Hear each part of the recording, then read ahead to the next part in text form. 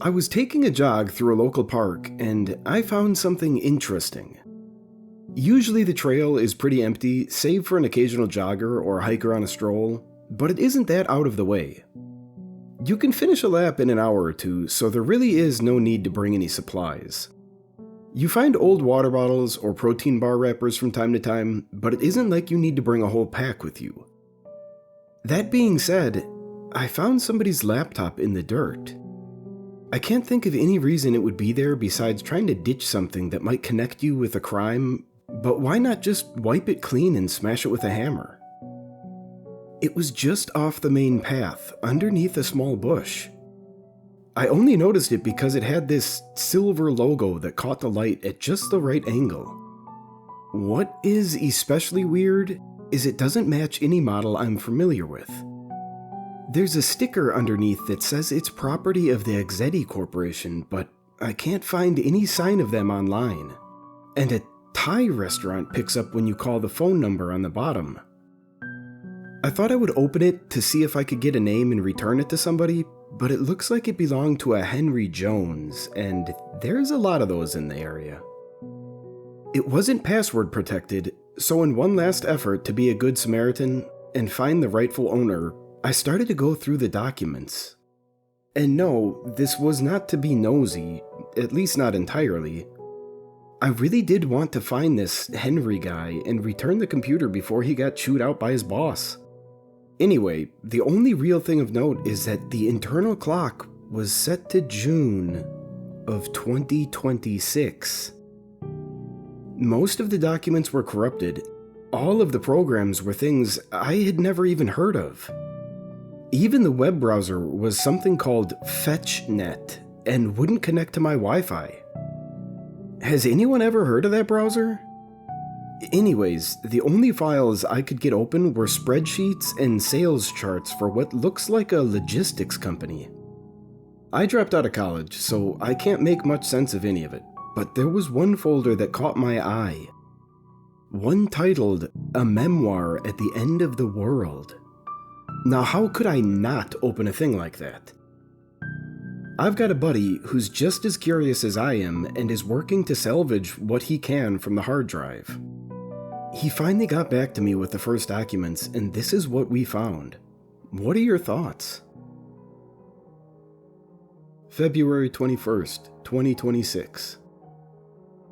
I wish I was home when it all happened. Even if I had died, I at least would have been with them. How do you even begin to describe what has happened to me in the last day? It all seems like a dream, like some terrible dream you can't wake up from and move on with your life.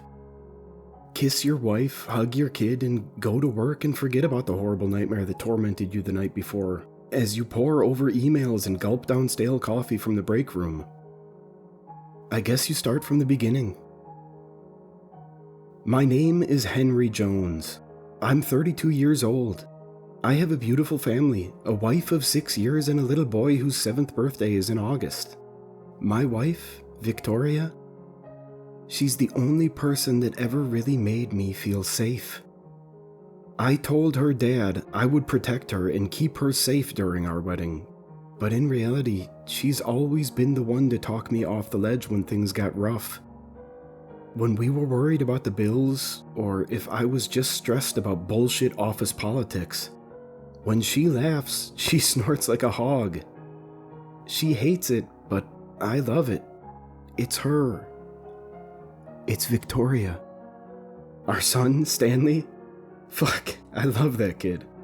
He never seemed to run out of energy, and asked tons of questions before I had the time to answer the first.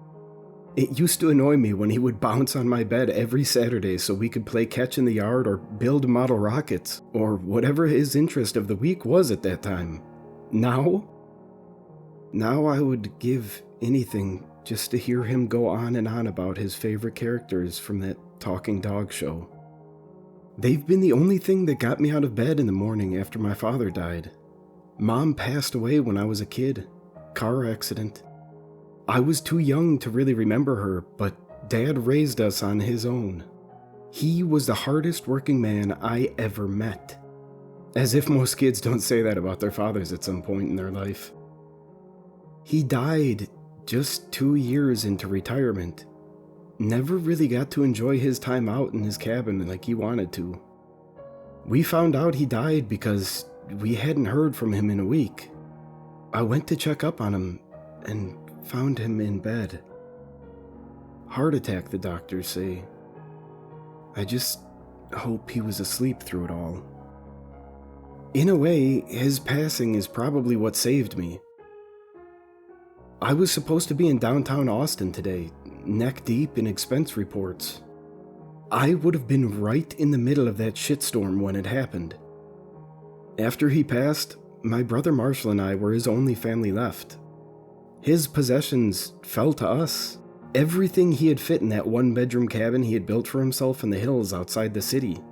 A lot of guns, a week's worth of food and water, some fishing gear, and a bunch of old furniture. We decided we'd drive up today and take stock of everything. The plan was to divide up what we could, find out if Dad had any gold stashed away, and leave the rest as some sort of shrine. He always loved nature, seemed fitting to leave it there to let the forest take back what he borrowed. We almost didn't go up there with the weather as bad as it was. Heavy storms crossed most of the damn country, the kind of rain that turned your windshield into a blurry sheet you couldn't see out of. But it was now, or 3 weeks from now, when spiders and possums were likely to move in before we got the work done.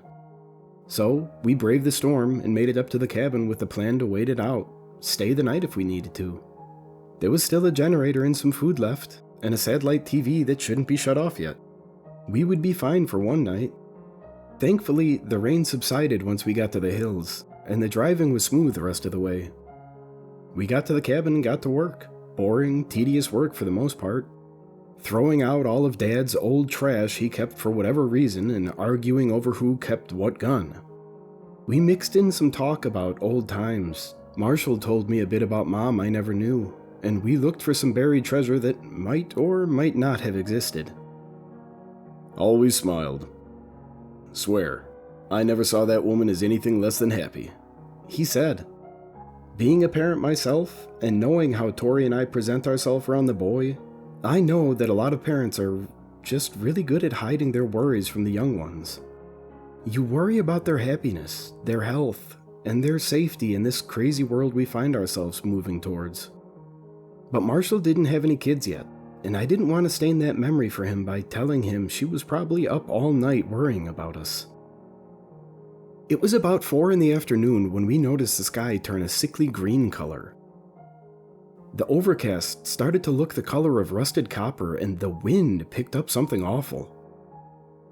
Now this is Austin, Texas. We're no strangers to weather like this. Usually, it means a twister or a bad thunderstorm is on the way. I tried calling Victoria, and Marshall tried to call his boyfriend, but we couldn't get through with the crappy reception. We trusted them to be safe, but we wanted to let them know we're okay, and we were going to hunker down in Dad's cabin for the night. There was no signal, no internet, nothing. As much as we hated the thought of leaving our loved ones in the dark, driving during a storm like this could be suicide. It was best to stay put, at least until it all passed. Better to come home at 2 a.m. than to not come home at all because you flew off the road headfirst into a tree. Despite how dangerous this weather could turn, I found some kind of beauty in it.